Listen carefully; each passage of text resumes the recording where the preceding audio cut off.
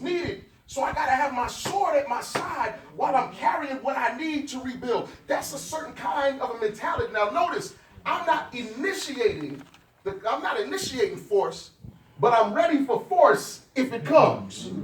I'm not the person looking for the fight, but I am the person that's going to finish it if you bring it. Now, we have to look at what kind of fight are we talking about.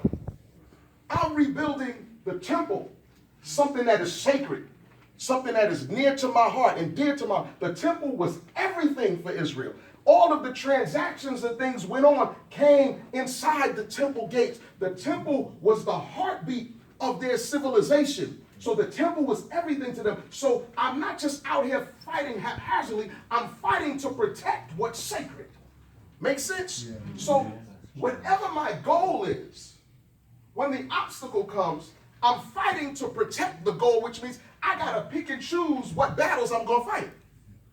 I can't just be out here losing my temper over anything. So what you talked about me? So what you said something? So what you acted ugly? So that's not what I'm fighting right now. I'm fighting to protect this path that God put me on, which means the fight, I got to choose the fight and choose how I fight. I find that, the best way to fight is down on your knees. The best way to fight is, keep on messing with me. I'm going to tell my father what you did. Keep on, that's right. Keep on talking. Keep on setting these traps. Keep on trying to manipulate me. I'm going to go to God in prayer regarding the situation, but I'm not taking my eye off the prize because I worked too hard to get to this space now. I'm going to rebuild the walls to protect everything that God has done for me thus far. I've got to protect it because it's sacred to me. It means something to me. Those of y'all that are about to get your place, that's sacred to you. You got to protect that with everything. Everybody can't be running up in your spot. Everybody can't be doing what they want to do in your spot. It ain't party time now. I've got to protect. This is my sanctuary, and I worked hard to get here. I've got to protect this with everything that I have. I can't just let it go because you want a place to come hang out. This is not the hangout spot no more. We passed that. I got goals now. It's not the spot. And now you've become an obstacle. You become an obstacle because you want to do your mess here because you're treating me like who I used to be. I got to protect who God has made me now, which means I got to be careful how I act. She said, it don't even bother me. No, there's a time I would have let her know. But now I got to go to God and pray. And you know what? You're right in doing that because now people don't know what to do with you. I don't know what buttons to push no more. So now I got to try something new. After a while, I'm going to say, you know what? Iris really changed. I got to leave her alone. Got to leave her alone. That's right. You know how I know Iris changed? Let me tell you how I know Iris changed. LT said, I went to Iris' house. She said, you ain't coming to my house. She said that quick. First she made it look like that. These people might not know what you're talking about. You was not this Iris. That was not. I can't. In other words, she said, I'm protecting what God has done for me thus far. And even though somebody in here might mistake what he's saying because he's sitting right next to me, and LT is a real personable guy, people might think she's like, nope, not Iris, not this Iris, this is another Iris, nothing to do with me. So she's protecting where God has her right now. That's a change, because there was a time she wouldn't even notice that. Wouldn't even notice. But now, she says she noticed and she wants y'all to notice. I don't even really know this dude. So what I'm saying is we have to be careful in what it is that we're doing and how we fight because we're in a different space now. Fighting the way we previously fought got us where we were. Right. And most of the time we were fighting knowing we was wrong. But now I'm in a space where I'm not doing this for you, I'm doing this for me. So it's important that I follow these steps and all of the progress that I made, I have got to fight. So what tools do I have in my hand?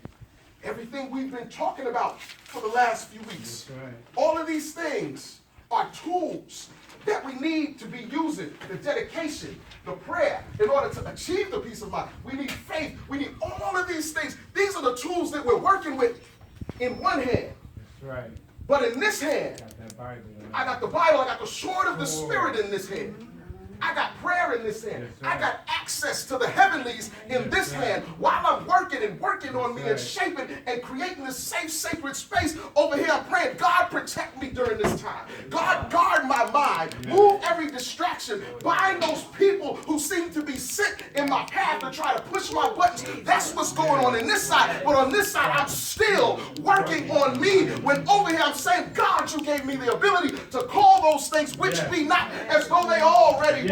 So I'm going to act like this situation is taken care of, but I'm still working with my tools in this hand. It may cause me to fast and pray while I get with my weapons, but I'm still working on me. God changed my mind. God changed my heart. God continued to groom me and cause me to grow, but somebody's not going to like what they see, so you still got your weapons drawn.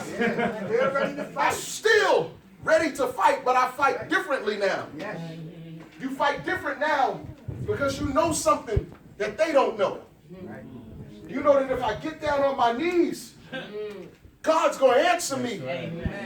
And I'm not going to pray that anything happen to you, but I'm going to have God deal with that spirit that's in you. See, what we got to learn is, we talk about spiritual stuff, but we got to learn to see in the spirit and understand that it's not the person, but the enemy behind the person pulling strings. So that's the reason why they don't know what they do. They don't know.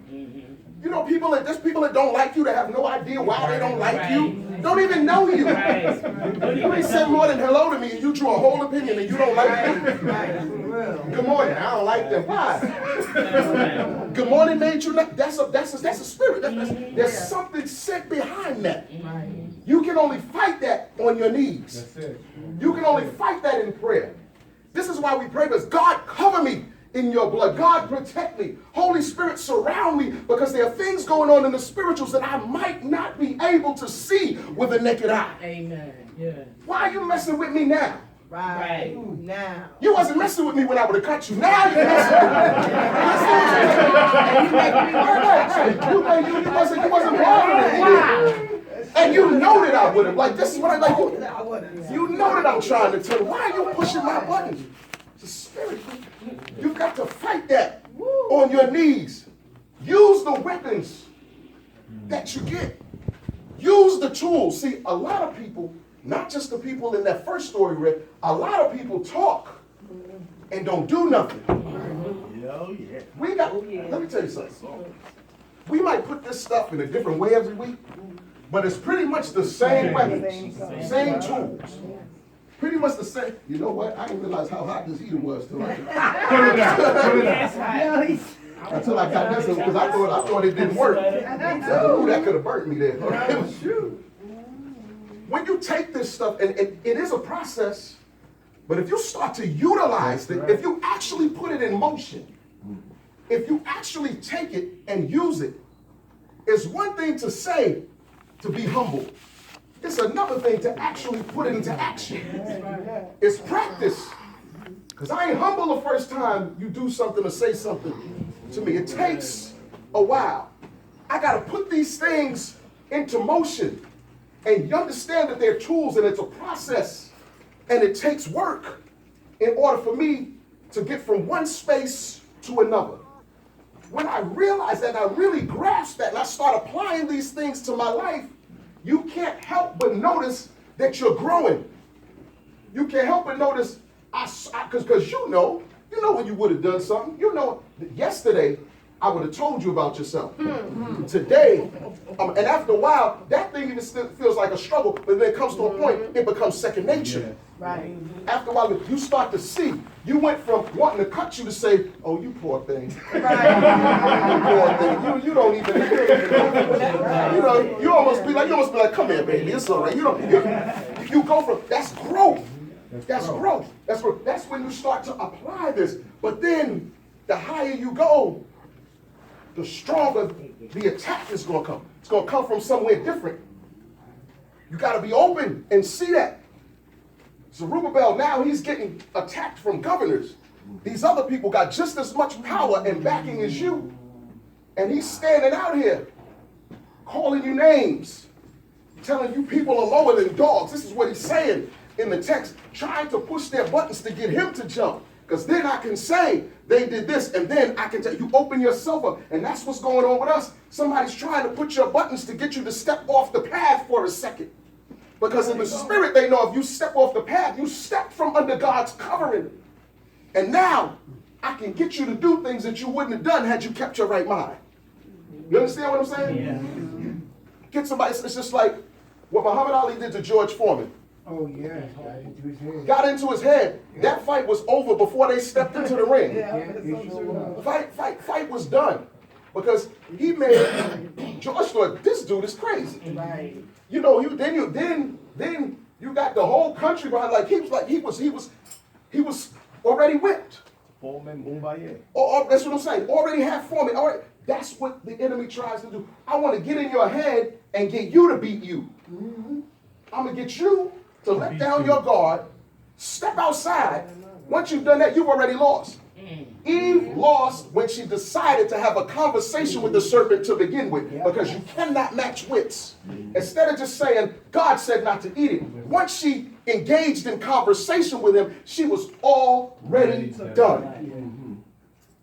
That part of you is telling you, you need to don't even engage in conversation with him, because you're always going to be able to justify why you should retaliate in a certain way. You're always going to be able to justify. And the way we brought up, my mother told me, somebody hit you, you don't hit them back, you hit them back 10 times harder than they hit you. And if you can't do that, you pick up something and knock their head off and let me deal with it when I get there. Yes. So you brought up like that. That's drilled into you from a kid. You went from that to saying, I'm gonna turn the other cheek. That's not an easy, it's not an easy thing. Because you feel like somehow I've shortchanged myself. But when you look at the big picture and people are looking at you that you don't even realize, people are waiting to see, is he really changed? Is he really different? She's gonna snap out any minute. And then she's gonna be drinking. He's gonna be borrowing money any minute. Any minute, she's gonna spit a razor out of her mouth. They waiting to see. Some people are doing it really to see where you stand. To see, you ever have somebody, we had a dude, his name was Travis. Travis, at Brooklyn Town, we was in church. It's a shame that this happened in church, but it did. It was in church. Travis was always picking on James. Every Thursday night, the church I used to go to has a gym on the 5th floor, 600 Lafayette Avenue between Nostrand and Marston. Right there. So grew up in that church. Gym on the floor. Travis messed with James every week. Smacking him in the back of the head, pulling his ears, kicking. Every week, till one day, James couldn't take it no more. Never forget it. And I was thinking, why you keep bothering that boy? He said, oh, he a big punk. And one day, James just lost it. And soon as he lost it, you know what Travis said? That's all I wanted. I just want to see if you do something. Just to see. I just wanted to, and that's what people do to you. Just want to see if you're really who you say you are. Just want to see if you really live in this thing the way you say you live in it. I just want to see if you're as serious about God as you claim. Because everybody talk about God when they want something, but it's a different ball game when you get what you want. Are you for real?